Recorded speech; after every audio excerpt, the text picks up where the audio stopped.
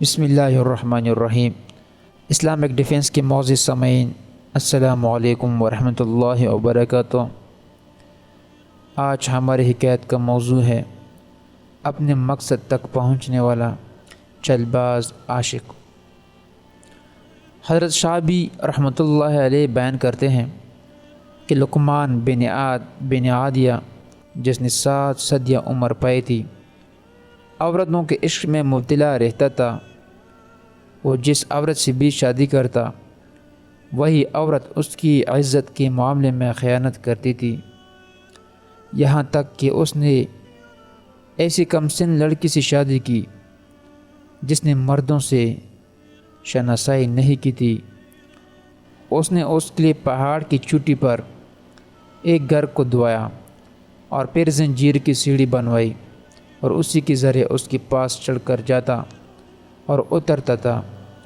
جب یہ واپس لوٹتا تھا تو وہ سیڑھی ہٹا دی جاتی، یہاں تک کہ اس لڑکی تک مالکہ قوم کا ایک طاقتور جوان پہنچ گیا اور وہ لڑکی اس کے دل میں اتر گئی۔ تو وہ اپنے بھائیوں کے پاس آیا اور کہا، اللہ کی قسم، میں تمہیں ایک جنگ میں پھنسانا چاہتا ہوں، تم میرا ساتھ دو۔ تو انہوں نے کہا، کیا بات ہے؟ تو اس نے جواب دیا، لقمان بن عاد کی بیوی مجھے تمام لوگوں سے زیادہ محبوب ہو گئی ہے۔ انہوں نے کہا، ہم اس تک تمہارے پہنچنے کا کیا ہیلا کر سکتے ہیں؟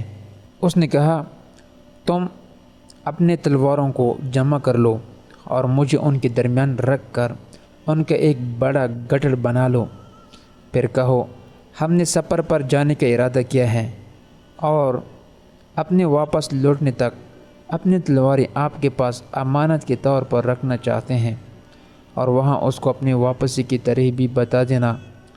چنانچہ انہوں نے ایسا ہی کیا اور تلواریں اٹھا لائے اور ان کو لقمان کے پاس رکھ دیے۔ اس نے ان تلواروں کو اپنے گھر کے ایک کونے میں رکھوا دیے۔ جب لقمان چلا گیا تو جوان نے حرکت کی اور لڑکی نے اس کو کھولا، اور اسی طرح سے وہ جوان لڑکی کے پاس جاتا رہا۔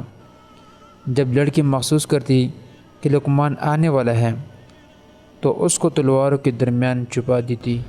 اسی طرح سے کئی دن گزر گئے، پھر وہ لوگ آئے اور اپنی تلواریں واپس لے گئے۔ اس کے بعد ایک دن لقمان نے اپنا سر اٹھایا تو اس کو چھت پر ایک لگا ہوا بلغم نظر آیا۔ تو اس نے بیوی سے پوچھا، یہ کس نے تھوکا ہے؟ اس نے کہا، میں نے۔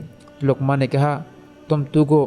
جب اس نے تھوکا تو اس کا بلغم وہاں تک نہ پہنچ سکا۔ تو اس نے کہا، ہائے تباہی، مجھے تلواروں نے دھوکے میں ڈال دیا۔ پھر اس عورت کو پہاڑ کی چوٹی سے پھینکا اور وہ نیچے پہنچ کر ٹکڑے ٹکڑے ہو گئی۔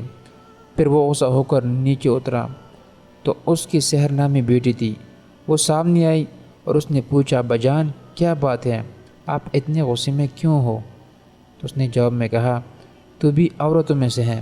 پھر اس کے سر کو بھی چٹان پر مارا اور قتل کر دیا۔